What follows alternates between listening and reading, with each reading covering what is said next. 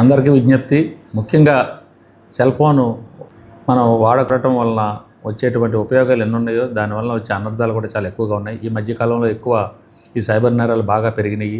ఈ సైబర్ నేరాలు నియంత్రించే విషయం కూడా మన చేతిలోనే ఉంది. ముఖ్యంగా ఈ ఇన్స్టా కానీ, వాట్సాప్ కానీ, ట్విట్టర్ కానీ, ఫేస్బుక్ కానీ వీటిల్లో వచ్చేటువంటి యాప్లు ఏవి కూడా మీరు డౌన్లోడ్ చేసుకొని తర్వాత ఇబ్బంది పడొద్దు. ఎందుకంటే ఏదైతే ప్లేస్టోర్లో ఉన్న యాప్ల వరకే మీరు డౌన్లోడ్ చేసుకోండి.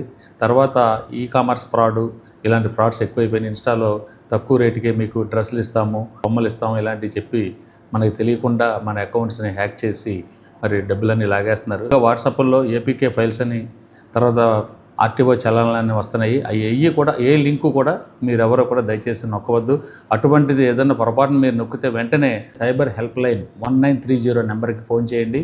మీరు వెంటనే దగ్గరలో ఉన్నటువంటి పోలీస్ స్టేషన్కి కానీ లేకపోతే సైబర్ సెల్కి కానీ వెళ్ళి రిపోర్ట్ చేయొచ్చు. ఏదేమైనా కానీ మీరు అనవసరమైనటువంటి లింకులు ప్రెస్ చేయొద్దు. ఓటీపీలు ఎవరికి చెప్పొద్దు.